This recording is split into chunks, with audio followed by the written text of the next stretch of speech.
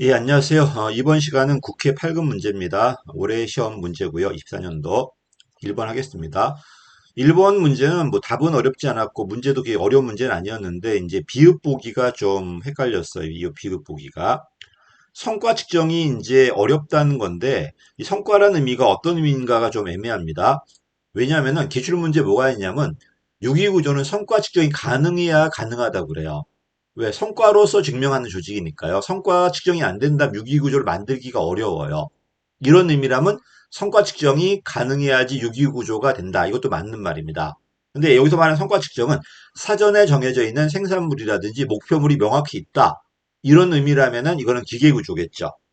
그래서 성과 측정이라는 게 참 애매한데 다른 보기가 답이 지금 없거든요. 지금 이 성과 측정이 어렵다는 게 사실 성과 측정이 안 된다면은 유기 구조도 만들어지기 어려워요.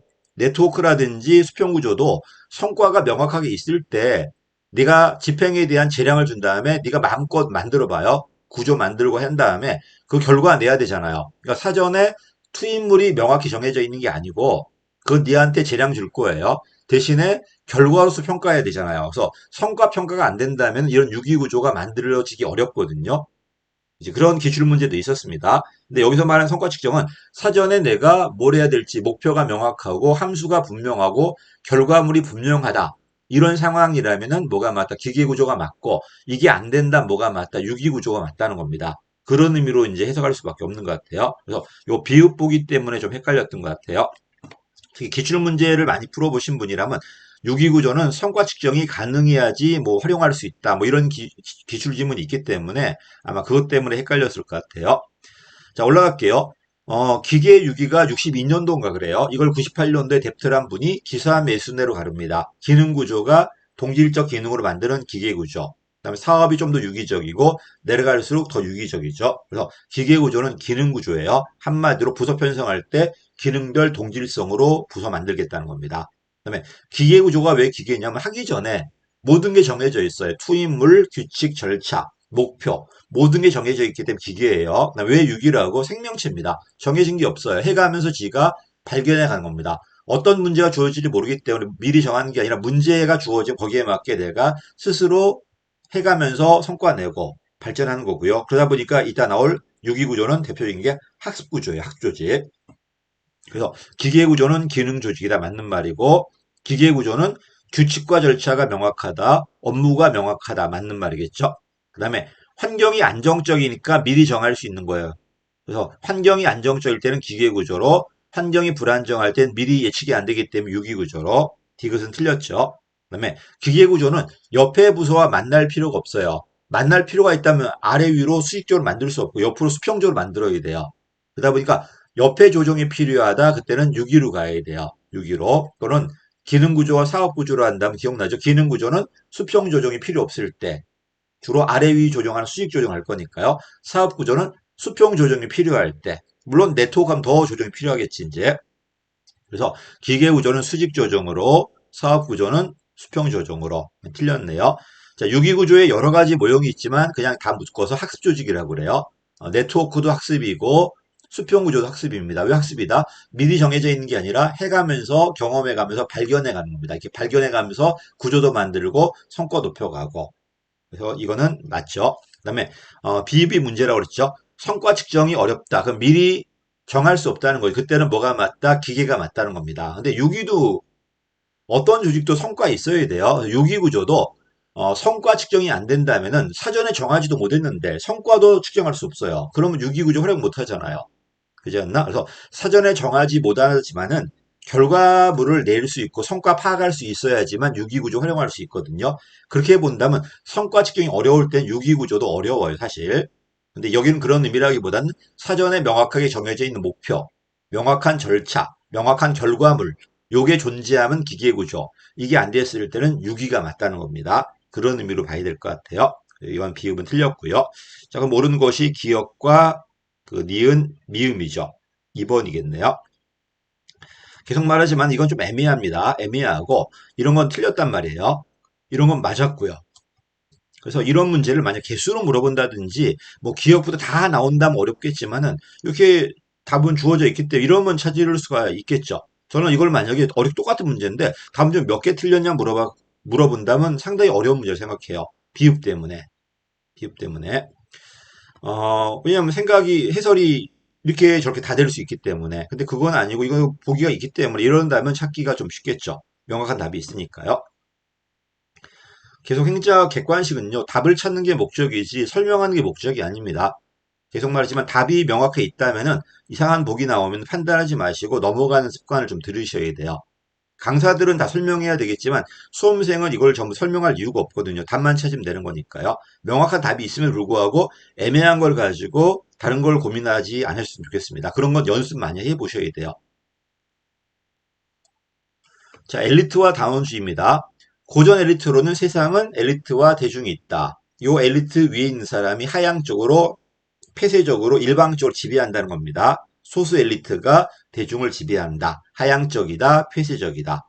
그치? 1번 맞는 말이고요. 자, 이게 고전 엘리트론이 미국에 얼로 들어온다. 일명 통치 엘리트로 들어와요. 헌터와 밀즈로. 달의 비판이 있었고 그 다음에 신엘리트론의 무사 결정 나옵니다. 이 친구들 뭐라 그래? 달은요. 논의된 정책을 보니까 소수가 지배하는 건 맞지만 정책마다 다 달라요. 이걸 다원 권력론이라고 그래요.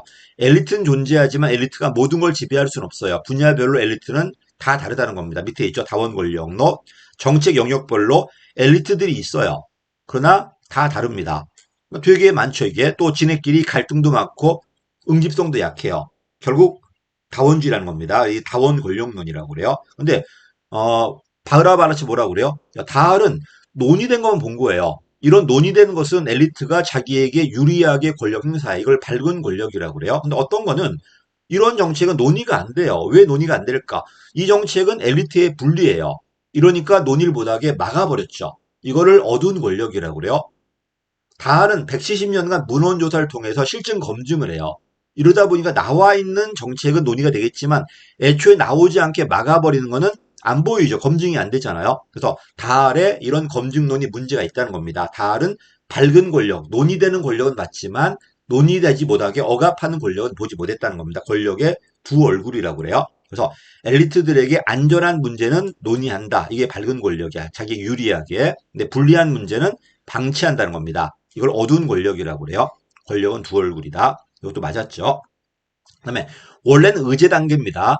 의제 단계가 막아야 되는 게 원칙이에요. 그래서 내가 의제론, 결정론, 집행론 했을 때 뭘 찍어라 하면 의제론 찍어야 돼요. 원칙은. 그러나 집행론이나 평가론, 결정론에서도 얼마든지 사용될 수 있습니다. 여러 번 나왔던 지문이고요. 일어납니다. 이것도 맞았죠. 그다음에 엘리트가 있습니다. 다원주의라고 해서 엘리트가 없는 게 아니에요. 어느 사회나 지배자는 있습니다. 다만 그 지배자가 고정돼 있지 않고 유동적이고 소수가 모든 걸 지배하지 않고 분야별로 지배자가 다르다면 다원 권력론이에요. 4번도 맞았습니다.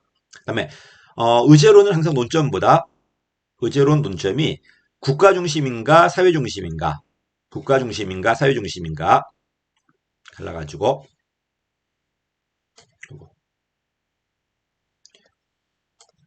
항상 의제로는 국가인가 사회인가 얘가 다수가 되고요. 얘가 소수가 될 겁니다. 엘리트인가 아니면은 대중인가 이익단체인가 이렇게 갈라봐야 됩니다. 여기서 왔다 갔다요. 완전 정치론이니까. 그래서 다원주의는 사회 중심이 있고 다수 중심이고 이익단체 중심이죠. 외부 주도형이 될 겁니다. 그래서 그러다 보니 국가는 뭐가 돼? 소극적이 돼요. 수동적이고 사회가 해주면 타협해주면 국가는 수동적으로 받아들인다는 겁니다. 그래서 다원주의는 분명히 이익단체 간 힘의 차이는 있습니다. 힘의 차이가 있는데 정부가 차별 대우하는 게 아니라 내부 능력의 차이예요. 규모가 작다든지 또는 규모 크다든지 또는 자원이 많다든지 이런 차이에 의해서 이익단체 간 힘의 차이가 나오는 거지 정부가 차별 대우하지 않습니다. 근데 힘이 작아도 얼마든지 다른 단체와 연대가 가능해요. 연대 가능하기 때문에 그 사람과 연대해서 우리 의견이 들어가요. 그러다 보니까 이런 이익단체는 개별적으로 힘의 차이가 있지만은 정부에 대한 접근 기회는 동등하다는 겁니다. 그래서 맞습니다. 여기까지 맞았는데 그 다음 틀렸. 이러니까 국가는 그냥 이익단체가 합의한 걸 그냥 받아들이는 거지 내가 능동적으로 바꿀 수 있는 게 아니에요. 그래서 적극적이다 능동적이라는 건 국가 중심적이고 얘는 뭐다 소극적이고 수동적이에요. 일명 풍향계다 이렇게 또는 브로커라고 그래 연결만 시켜줄 거니까요. 중립적 심판자가 될 겁니다. 답은 4번이 틀렸죠. 적극적이다 능동적이라는 단어가 틀렸습니다. 5번인 5번. 답은 5번이었습니다.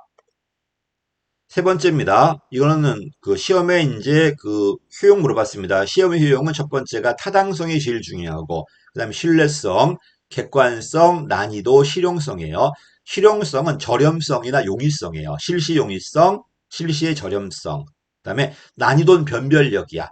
너무 어려워도 안 되고 너무 쉬워도 안 돼요. 능력자를 구별할 수 있어야 되잖아요. 변별력이고, 그 다음에 능력 있는 사람과 없는 사람 구별해야 되니까. 그다음에 객관성은 채점의 공정성이야. A가 하나, B가 하나 똑같아야 돼요. 신뢰성은 일관성이에요. 시험 형식, 장소에 상관없이 항상 같은 결과가 나와야 돼. 타당성의 필요 조건입니다. 타당성이 제일 중요한데 타당성은 목표 달성도예요. 목표 달성도. 이런 타당성 안에는 세 가지가 있다. 가장 기본적인 건 기준 타당성이야. 네, 이따 보겠지만 사람 시험 본 이유가 뭘까? 능력자를 뽑는 거예요. 시험 봤는데 능력자가 들어왔다? 그럼 또 다른 기준인 능력자를 뽑는 게 근평이거든요. 근평 성적하고 시험 성적을 비교하는 게 기준 타당성. 근데 이러려면요. 이 사람이 능력자인지 아닌지 증명하려면 이 사람이 이 능력 요소가 측정이 돼야 돼요. 능력 요소 관련 없는 걸 시험 봤는데 능력자가 들어올 수는 없잖아요. 이 능력 요소가 일이거든요. 그래서 이 업무 내용하고 시험을 비교하는 게 내용 타당성이야. 그래서 다시 일과 사람의 능력 시험과 능력 비교하는 게 기준이라면 이 능력을 이루고 있는 요소와 비교하는 게 뭐가 돼? 내용이에요. 근데 이런 요소가 아주 구체적이란 바로 시험 치면 되겠지만 추상적이란 측정 가능하게 바꿔놔야 돼요. 이게 바로 뭐다? 구성이야. 이런 추상적 개념을 그지? 측정 가능한 계량화된 지표로 바꾸는 게 바로 뭐다? 구성 타당성입니다. 이러니까 이런 구성 타당성은 하급자보다 상급자에 많이 필요해요. 왜? 하급자는 명확한데 상급자는 좀 애매하고 모호하잖아요. 이 추상적이다 보니까 이걸 다시 계량화시켜야 됩니다. 이게 바로 구성 타당성입니다. 이 문제는 내용 타당성 물어본 겁니다. 왜 그랬냐면 봐봐.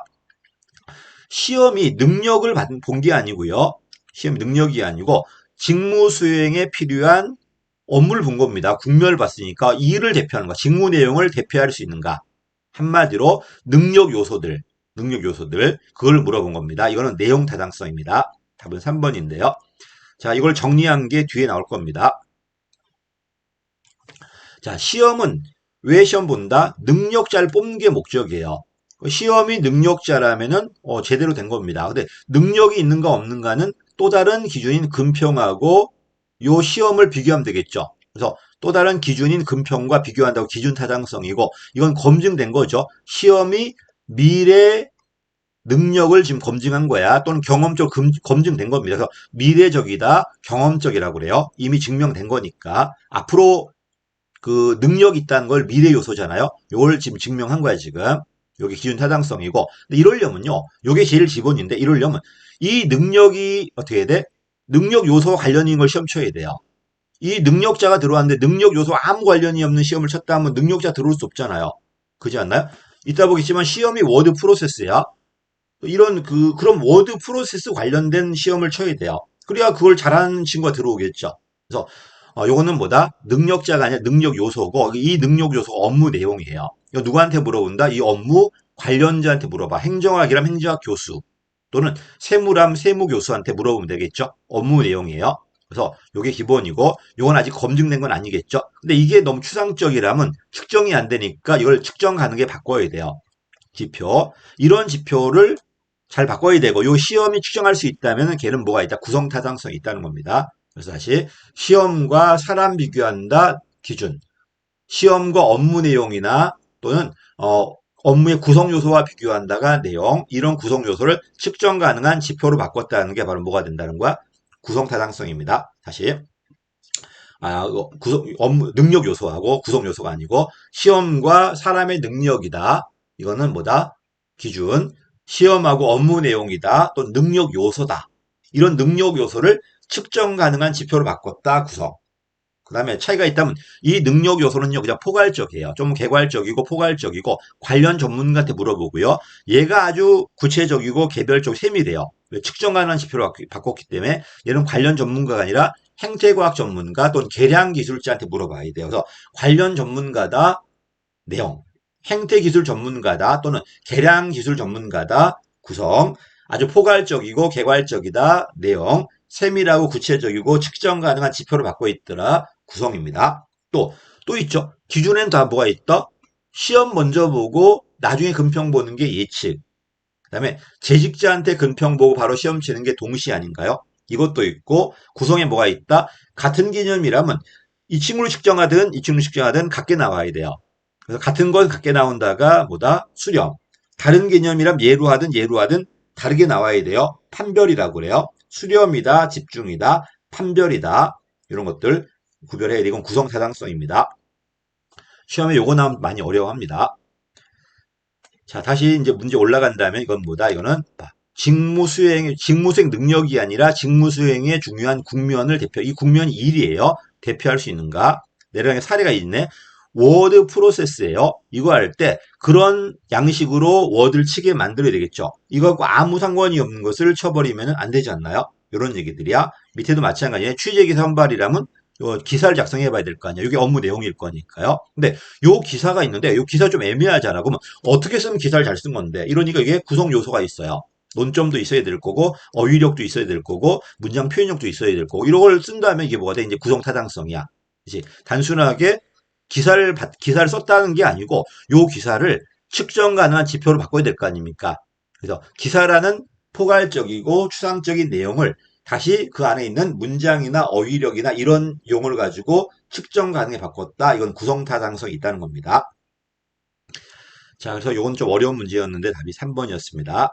그래서 뭐 1번과 5번 찍으신 분들은 좀 문제가 있는 것 같고 나머지 한번 비교 한번 해보시고요.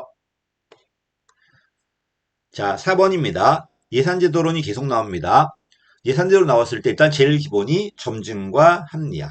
LIBS, PBS 점증, PPBS와 GBB는 합리예요. 그 다음에 신성과주의는 정치가 먼저 들어와요. 총액으로 먼저 합의한 다음에 내려주면은 여기에 맞게 네가 프로그램 만들 거고 성과 평가할 겁니다. 무조건 합리가 맞다, 점증이 맞다가 아니라 다 있습니다. 근데 시험에 자꾸 PPBS와 PBS하고 신성과주 예산제도를 구별하지 않더라고, MPB를요. 구별하지 않으니까 구별한 문제도 있고 아닌 문제도 있단 말입니다. 그래서 그런 거는 좀 더 약간 여유 있게 좀 보셔야 돼요. 아니, 구별하지 않더라도 다른 게 답이 있다면은 그걸 찾으셔야 됩니다. 자, 1번입니다. 자, 계획은 뭐가 나와야 돼? 어떤 대안이 나와야 돼요. 장기 계획이 나와야 되고 여기에 맞게 사업이 나와야 되고 사업 대안들이 그 다음에 예산이 배정될 겁니다. 반면에 어떤 사업별, 활동별 특히 이 활동이 바로 단위 사업이에요. 세항입니다. 사업이 항이고 단위 사업이 활동입니다. 세항이야. 요거 세항 단위로 원가 계산하는 게 뭐다? PBS입니다. 틀렸죠? PBS. 그래서 키워드가 사업 계획과 활동별을 분류한다. 봐. 세부 사업이잖아요. 세부 사업이 단위 사업이야. 1년짜리 단위 사업이고 업무가 집이고 그지? 업무량이 100평이고 단위 원가가 10,000원이라면은 예산액은 100만 원이겠죠. 이렇게 짜는 건 누구다? 특히 단위 원가 나왔을 때 포인트는 PBS입니다. 틀렸죠, 이거는. 두 번째, 경기 불황기. 이것만 봐서는 자본 예산일 수도 있어요. 경기 불황기에 경기 활성화하려고 적자를 보는 거잖아요. 근데 적자를 보는 게 아니라 감축 관리했네요. 이건 GBB가 돼야 되겠죠. 그래서 자본 예산은 감축 관리하는 게 아니라 정부가 빚을 져가지고 부채 가지고 적자해가지고 더 쓰는 거잖아요. 줄인 게 아니라 큰 국가입니다. 근데 이건 줄였기 때문에 GBB입니다. 이것도 아니네요. 답은 3번이었습니다. 성과관리 예산제도 보다시피 뭐가 나온다? 지배 목적물이 나와요. 정치적으로 목적물을 만들어줘요. 점증적으로. 분권적이고 미시적이고 상향적으로 만들어줍니다. 그러면 정부의 부처의 사업이나 목적, 세부 목적이 나오고요. 특히 정책과 사업이 만들어집니다. 이걸 가지고 뭐 한다는 거야? 업무가 나왔죠. 업무량 계산하고 원가 계산해요. 원가 계산한 다음에 업무량이 곱해지면 뭐가 나온다? 예산액이 나옵니다. 계량이 나왔죠. 근데 조심하기 이 계량이라는 게 정책이 합리 모형이라는 게 아니고 정책은 점증 모형이에요. 점증 모형이고 계량적으로 만들어진 게 아니에요. 다만 주어진 정책을 원가 계산하니까 좀 더 계량이 있다는 겁니다. 그 얘기야 지금. 그리고 내가 그럼 100만 원 줬어. 이걸 갖고 네가 집을 지으면 돼요. 그 다음에 1년 있다가 100만 원짜리 집을 지었나 평가하면 되죠. 이게 관리입니다. 성과관리와 예산 운영이 통합되어 있다. 그래서 요 표현만 가지고는 사실 신성과주의인지 아니면은 그 PBS인지 좀 애매하지만 원가란 얘기 나왔기 때문에 이거 나왔을 때 되게 PBS를 많이 잡아요. 그래서 어쨌든 관리 지향이다 보니까 성과 들어옵니다. 성과 지향이고 물론 그 성과가 중장기가 아니라 단기입니다. 단기 성과 보고 잘했나 안 했나 통제할 겁니다. 이렇게 답은 3번이었습니다. 품목이네요. 이 친구는 투입밖에 없어. 정책은 점증적으로 만들어서 분권적이고 상향적이고 미시로 만들어져요. 여기다가 예산 담당국이 투입물을 정하는 거야. 이걸 집행부한테 줘버리면 집행부는 재량이 없죠. 그냥 목적을 안 보이고 투입물대로 사기만 하면 되는 겁니다. 이게 바로 뭐다? 이게 PBS입니다. 틀렸죠. 그래서 산출물이 아니고 투입물 단위로 예산이 배정되고요. 산출물이 틀렸네. 투입물 단위로 집 단위로 예산이 배정되는 게 아니라 집에 들어갈 물건 단위로 어떤 인건비 단위로 예산이 배정돼요. 틀렸습니다. 투입물 단위로. 그 다음에 하향이 아니라 분권적이고 올라가는 방식이라니까.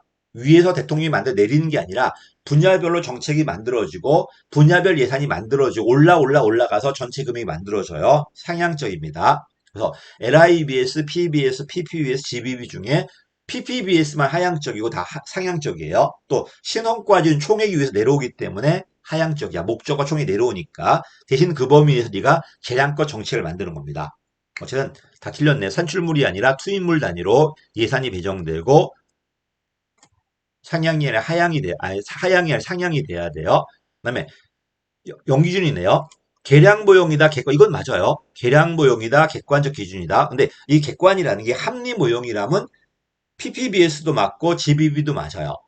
근데 만약 객관 기준이 국가 전체 시각이다, 부서별 시각이라고 놓고 본다면 국가 전체 시각이 객관적이거든요. 요게 PPBS.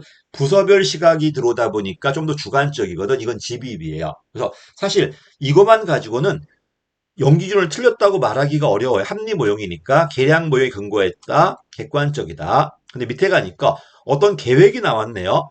계획이 나오고 대안이 나오고 예산이 나왔는데 이건 PPBS야. GBB는 어떤 계획이라기보다는 이미 정책을 한 거예요. 정책을 했고 그다음에 내가 돈 썼단 말이야. 요 결과물이 있어. 요 결과물을 비교해 보는 거야. 그래서 돈 쓴 만큼 결과가 나왔다면 다시 돈을 줘야 되겠죠. 한마디로 대안을 만드는 게 아니라 평가하는 거예요. 평가. 그래서 다시 어떤 계획에 맞게 대안 만들고 예산 배정하는 건 PPBS고 얘는 이미 정책을 집행했고 결과가 좋은가 안 좋은가 본 다음에 그 대안을 할지 말지 금액을 줄일지 늘릴지 이게 GBB입니다. 그래서 표현이 좀 어렵지만 이거는 영유준이라기보단 GBB에 가깝고요. 그리고 답이 3번입니다. 그래서 이 문제는 이렇게 쉬운 문제는 아니었을 거예요. 물론 공부하신 분들한테야 뭐 어렵지 않았겠지만은 이런 예산 제도론을 정확히 하지 않았다면은 분명히 1번, 2번, 4번은 찍지 않았을 거예요. 3번과 5번 놓고 고민을 많이 했을 겁니다. 3번은 신성과주 아닌가? 근데 계속 말하지만 신성과주와 성과주를 구별하는 것보다 성과주와 PPB에서 구별하는 게 더 커요. 그래서 구별 잘 안 되는 PPBS와 MPB 구별하지 마시고요. 구별이 명확한 누구와 이런 성과주의와 계획 또는 성과주의와 감축, GBB 이게 구별 한번 해보십시오. 답은 3번이 맞았고 4번이 틀렸습니다. 그래서 요거는 아예 그냥 대놓고 객관적 기준이다. 국가 전체 기준 이렇게 사용하신 것 같아요. 합리 모형이라는 의미보다는 국가 전체 객관 기준을 가지고 여러 대안 중에 플랜에 맞게 대안 나열하고 요 대안 중에 이 플랜에 제일 크게 기여한 사업에다가 예산 배정하겠다는 겁니다. 그다음에 GBB가 되려면 정책 대안만 나오는 게 아니라 금액 대안이 나와야 돼요. 정책 대안만 만든다. PPBS. 정책 대안 말고 금액 대안까지 평가한다. 왜? 자원이 제약돼 있으니까.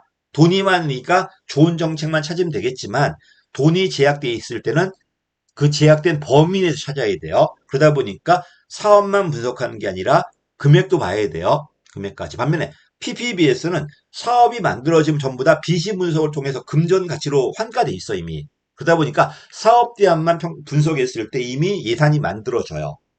그 차이가 있다는 겁니다. 돈이 많으니까 지금. 자, 답은 그래서 가장 옳은 건 3번입니다. 자, 그 다음에 비교해놨죠. 품목이 저번에 다 봤는데 품목은 통제다, 투입물이다. 투입물. 성과는 관리라고 그래. 왜 관리다? 투입 대비 산출. 둘을 비교해 볼 거야. 내가 100만 원 줬단 말이야. 집을 지었는데 그 집이 정말 100만 원치 가치가 있나? 평가해 볼 겁니다. 관리 지향이라고 그러고 얘는 계획만 짭니다. 만들기만 하지 평가를 안 해요. 근데 얘는 어때요? 계획도 짜지만 평가도 합니다. 평가 결과 안 좋다면 줄이는 게 목적이었으니까. 됐지? 이런 것들. 여기서 말하는 대안은 정책 대안뿐만 아니라 금액 대안도 있어야 돼요. 여기서 말하는 효과는 결과물이야. 어떤 대안들이 국가 전체적으로 가장 크게 기여했는가 안 했는가. 얘는 단기 산출이니까 능률성이 들어와야 되고요. 얘는 합법성입니다. 투입만 들어올 거니까요. 그 다음에 회계장부 정리해야 되니까 회계이론을, 그 다음에 지배가치 계산하니까 관리나 경영이론 또는 기술공학이라고 그래요. 장기 플랜 짜야 되니까 경제학이 들어와야 돼요. 평가 들어올 겁니다. 관리도 들어와요. 여기는 기술대상 투입물입니다. 여기서 기관 활동은 세부 사업이고 전체 목표겠죠. 그치? 얘는 좀 더 중기적이야. 목표도 있고 사업도 있고 여기까지 합립 모형이고 여긴 점증 모형이에요. 여기까지가. 잘못했다. 얘도 점증이야. 잘못했어 이거. 얘도 점증이고 여기로 들어와야 되게. 점증이고 얘도 좀 빠졌네요. 점증 상향, 점증 상향. 얘는 이게 이렇게 들어와야 돼. 합리 하향, 합리 상향이 돼요. 이건 좀 잘못되었네요, 표가. 자, 그 다음에 이제 이런 걸 어려워하죠. 아마 이걸 뭐 거의 틀렸을 것 같아요. 특수경역직. 특수경역직 나왔을 때 정무직하고 누가 나온다? 별정직이 나와야 돼요. 두 가지가 특수경역직. 일반과 특정이 경력직입니다. 아마 이거는 좀 최근 트렌드가 있는 것 같아요. 공수처장하고 차장은요, 검사들이 하다 보니까 특정직이에요. 역시. 이건 틀렸습니다. 공수처 차장과 처장이 제일 커요. 처장이 더 없고, 이따 정리할게요. 처장 밑에 차장이 있고요. 차장 밑에 검사들이 있어요. 전부 다 뭐다? 특정직입니다. 아마 이거 논점이 있어서 그런 것 같아요. 그 다음에 내가 별정직 몇 개 외워달라고 그래. 국회 수석 전문위원, 국회의장 있고 의원들 있고 사무총장이 장관급이고 사무차장이 차관급이에요. 그 밑에 누가 있다. 여기까지가 정무직이야. 차관급 이상이 정무직이니까 국회의장, 국회의원들, 사무총장, 사무차장까지가 정무직이야. 그 다음에 그 밑에 수석 전문위원 있어. 얘가 별정직이에요. 의회다 보니까. 그 다음에 수석 띄워버리고 그냥 전문위원이 들어가면은 이건 일반직이에요. 그래서 별정직에 3개 정도 수석 전문위원, 그다음에 지방의회 가면 위원회가 있거든요. 위원회 전문위원이 있어. 위원회 전문위원은 지방의회 안에 위원회가 있고 위원회 안에 그 의원들 보좌는 위원들 전문위원들이 있어요. 이 전문위원들이 일반직 내지 별정직이에요. 별정직이고 하나 더 있다면 서울시 빼버리고 서울시는 시장이 장관급이고 부시장은 차관급이에요. 다 정무직이고 나머지 광역들 그래서 이런 광역에 부단체장이 있어. 이 부단체장은 행정부단체장이고 정부부단체장이 있는데 행정부단체장은 일반직 국가공무원이에요. 반면 정무부단체장이 지방별정직이에요. 다시 그래서 국가별정직의 국회 수석 전문위원 별정직 그다음에 지방의회 전문위원들이 별정직 내지 일반직이에요. 그 다음에 그 광역시 서울시 빼버리고 광역자치단체 부단체장 중에 행정은 국가직 일반직이고 정무부단체장이 지방별정직입니다. 이 세 가지만 이걸 정리한 게 뒤에 나옵니다. 답은 4번이었습니다. 정리한 게 부에는 장관이 제일 대장이죠. 차관까지가 정무직입니다. 그 다음에 차장과 실장 이거는 일반직이에요. 고위공무원단 여기까지가 차관급 이상이니까.